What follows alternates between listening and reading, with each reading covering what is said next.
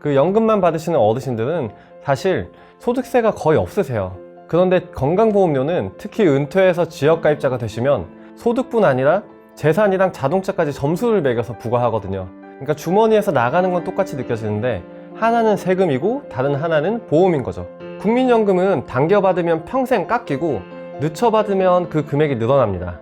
사실 연금만 딱 받으시면 세금 거의 안 무섭습니다. 이제 은퇴 전에 연금 외에 그 소득이 얼마나 되신지 보시고 거기에 내 연금이 얼마가 추가된다면 과연 이게 건보료가 과세가 될지, 건보료가 나올지 안 나올지 이렇게 미리 판단해 보시면 좋을 것 같아요. 안녕하세요. 18년차 공인회계사 이유유라고 합니다. 반갑습니다. 제가 KPMG에서 10년, 그리고 지금은 삼도회계법인에서 전국 300분 이상의 넘는 고객들의 세무를 직접 맡으면서 기업이랑 고액자산가의 장부를 18년 동안 들여다봤거든요. 그러면서 깨달은 게 하나 있어요. 복잡한 숫자랑 세금 뒤에는 결국 내 돈을 어떻게 지키느냐 하는 사람 이야기가 있다는 거예요. 오늘은 어려운 세금 용어는 잠시 내려놓고 우리 부모님 세대가 노후에 꼭 아셔야 할 세금이랑 건강보험료, 자녀한테 물려줄 때 조심할 점까지 같이 이야기해 드리도록 하겠습니다. 평소에는 텍스앤더시티라는 채널에서 이런 이야기를 하고 있고요. 잘 부탁드리겠습니다. 그럼 첫 번째로 연금 수령자들이 가장 많이 착각하는 세금 상식이 있다면 어떤 게 있을까요? 네, 가장 많이 하는 착각이요? 연금은 세금이 없다는 생각입니다. 이건 반은 맞고 반은 틀려요. 자, 국민연금 같은 공적연금부터 볼게요. 2002년 1월 이후에 낸 보험료에 해당하는 부분은 받을 때 세금이 붙습니다.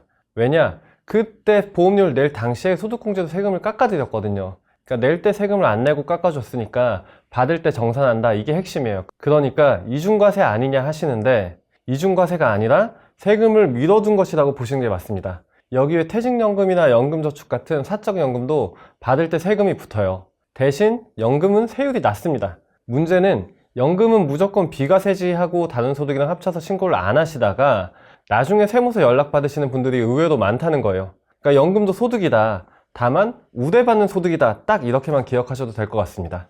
그렇다면 국민연금에 세금도 내고 건강보험료도 내고 좀 이중으로 나간다고 느끼실 수 있을 것 같은데 실제 구조는 좀 어떻게 진행되나요?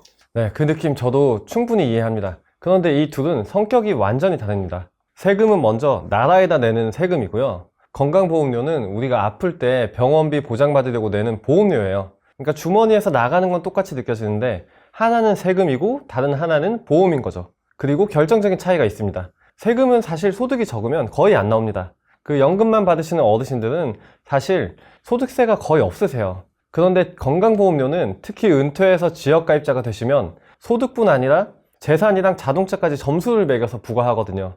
그러니까 세금은 얼마 안 나오는데 건보료는 왜 이렇게 많이 나와 하고 놀라시는 거예요. 한 덩어리로 보면 억울한데 나눠서 보면 아, 부담은 건보료 쪽이 훨씬 크구나 하고 보입니다.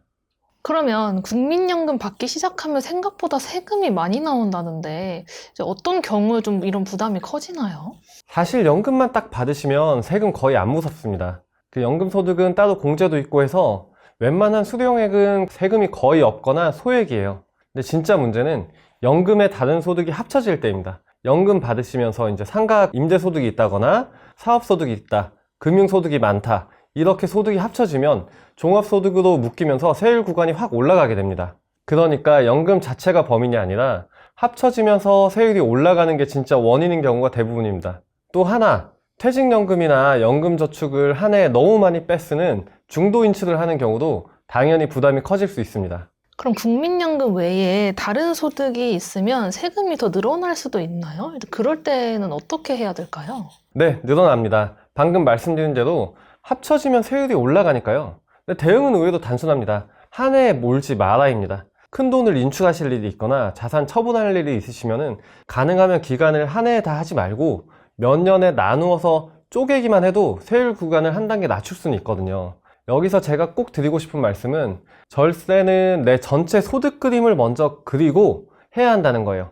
연금 따로, 임대 따로, 사업소득 따로 이렇게 생각하시면 나중에 꼭 손해봅니다.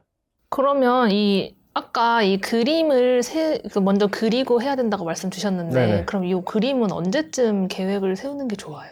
그림을 계획을 세우는 건 이제 저희가 은퇴 전에 연금을 수령하기 전에 내 전체 소득이 무엇인지 먼저 파악하고 앞으로 연금을 어떻게 내가 당겨서 수령할 것인지 아니면 추후에 좀 늦춰서 수령할 것인지 그런 시기 조절을 하는 게 좋습니다. 전체 소득 그림을 그릴 때 저희 아직 근로 활동을 하고 있다는 전제 하에 네. 그러면 내 수입이 얼마인지 또 매달 그렇죠. 나가는 생활비가 얼마인지 이런 네. 거를 함께 고려해 보면 좋은 건가요? 네, 네, 맞습니다. 근데 연금이 나오는 건 보통은 이제 은퇴 후에 나올 거니까 이제 은퇴 전에 연금 외에 다른 소득이 얼마나 있는지는 지금 이미 있으실 거잖아요. 뭐 금융소득이라든지 뭐 사업소득이라든지 혹은 뭐 주택 임대소득이라든지 이런 게 이미 있을 거니까 그 소득이 월 얼마나 되신지 보시고 거기에 내 연금이 얼마가 추가된다면 과연 이게 건보료가 과세가 될지, 건보료가 나올지 안 나올지 이렇게 미리 판단해 보시면 좋을 것 같아요.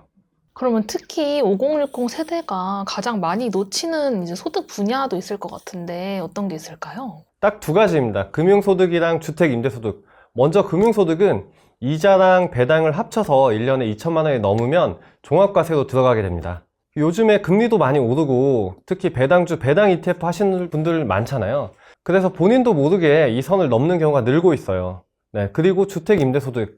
월세 조금 받는 건 괜찮겠지 하고 신고 안 하시는 분들이 많으신데 이게 뒤에 나중에 말씀드릴 건강보험료에 그대로 영향을 미치게 됩니다. 이 두 가지가 5060 세대가 제일 자주 놓치는 부분입니다. 요즘에는 특히 월 배당 ETF 투자자가 많아졌는데 이것도 영향을 받을까요? 네, 당연히 영향을 받습니다. 월배당 ETF 분배금도 결국 배당 소득으로 잡히거든요. 그러니까 매달 들어오니까 작게 느껴지는데 이게 1년치 합치면 생각보다 큰 돈이에요. 그러니까 노후 현금흐름 만드시겠다고 배당 상품 늘리시는 건 좋은데 그 배당이 쌓여서 건보료 기준선을 넘기지는 않는지 같이 한번 보셔야 합니다. 매달 몇십만 원 더 받으려다가 건보료가 그 이상 오르면 남는 게 없잖아요. 상품 고르실 때 세금을 제하고 그리고 건보료까지 뺀 진짜 손에 쥐는 돈이 얼마인지 한번 따져보시는 게 중요합니다.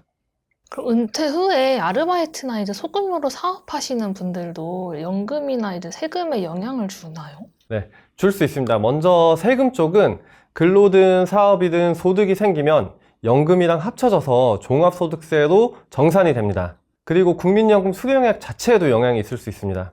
노령연금 받는 동안 소득이 일정 수준을 넘으면 연금이 일부 깎이는 제도가 있거든요. 그런데 이 기준선이 사실 2026년에 확 올라갔습니다. 예전에는 월 319만 원만 넘어도 깎였는데 이제는 월 519만 원으로 완화됐어요. 그러니까 소소하게 아르바이트 하시는 정도로는 연금 깎일 일이 사실상 거의 없어졌습니다. 일하시는 어르신들한테는 분명히 반가운 변화예요. 그렇다면 국민연금과 퇴직연금을 함께 받을 때 이제 세금 측면에서 주의해야 될 점이 있다면 말씀 부탁드리고 혹시 절세할 수 있는 법도 있다면 말씀 부탁드릴게요. 네, 여기서 포커스를 둬야 될 거는 이제 사적연금, 그러니까 퇴직연금이나 연금저축을 한 해에 얼마나 받느냐입니다. 이걸 한 해에 1,500만 원 이하로 받으면 3에서 5%대의 아주 낮은 세율로 분리과세하고 그냥 끝낼 수 있어요. 근데 1,500만 원을 넘기면 어떻게 되느냐? 여기서 이제 많이들 오해하시는데 예전에는 넘으면 무조건 종합과세였어요. 그런데 2023년에 법이 바뀌면서 지금은 종합과세로 할지 16.5% 분리과세로 하고 끝낼지 본인이 골라서 유리한 쪽으로 선택할 수 있습니다. 그러니까 다른 소득이 많은 분들은 오히려 16.5% 분리과세를 택해서 세율 뛰는 걸 막을 수 있어요. 넘으면 무조건 종합과세가 아니라 선택할 수 있다. 이게 포인트입니다. 다만 하나 구분하실 게 이 선택권은 이제 사적연금 얘기고 우리가 국민연금 같은 공적연금은 이런 선택권이 없습니다. 금액과 상관없이 종합과세 대상이에요. 그래서 국민연금이랑 퇴직연금을 같이 받으시는 분들은 이 둘을 나눠서 봐야 합니다. 이 종합과세랑 분리과세가 정확히 무슨 차이예요? 분리과세는 그러니까 금액이 얼마나 크든지 그냥 아까 말씀드린 16.5%만 내고 그냥 끝나는 거예요. 추가로 낼 세금 없이. 근데 종합과세는 내가 예를 들어서 뭐 5%로 원천징수를 했다 하더라도 나의 사업소득과 다른 기타 소득을 합쳐져서 소득을 다 합쳐서 한꺼번에 나중에 세금을 한번 다시 매기는 거죠. 그러니까 5월 달에 종합소득세 신고할 때 그 소득이 포함되느냐 포함되지 않느냐 그 차이입니다. 그렇게 보시면 돼요. 로또 당첨금 있잖아요. 네. 로또 당첨금 분리과세인 거죠. 로또 당첨되면은 25% 세금 내고 끝이거든요. 근데 만약에 종합과세가 된다. 종소세가 10억 넘으면 세율이 49.5%예요. 그럼 만약에 로또가 종합과세 된다고 하면 로또 그냥 반토막 나는 거죠. 그러면 이제 회계사님께서 보시기에 국민연금 수령 전에 이것만큼은 꼭 확인해야 된다라는 좀 체크리스트가 있을까요?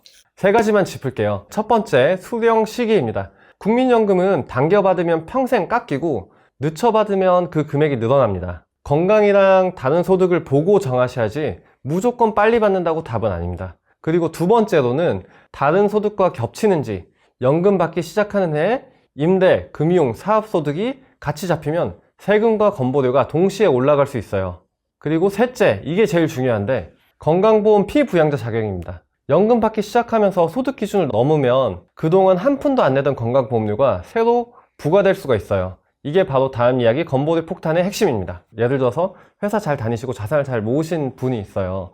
이제 대기업 임원이셨는데 그분은 이제 뭐 반포에 진짜 뭐 5, 60억짜리 아파트도 있으시고 좋은 차도 있으시고 그런 분인데 그분이 사실상 은퇴하고는 이제 소득이 없으시거든요. 그냥 그동안 모아놨던 주택, 뭐 임대하고 있는 뭐 오피스텔 하나 그냥 그 정도인데 사실은 은퇴하고 이제 연금만 받으려고 했는데 연금 수령액이 연 2천만 원이 넘어가게 되니까 갑자기 이제 생각지도 못한 건보료 폭탄을 받게 된 거죠. 이제 사실은 그분 아드님이 회사를 다니고 있어서 사실은 피부양자도 들어가면은 건보료를 피할 수 있는데 그 연금이 2천만 원이 넘기 때문에 그 피부양자 자격을 박탈당해서 건보료 폭탄을 맞게 된 사례입니다.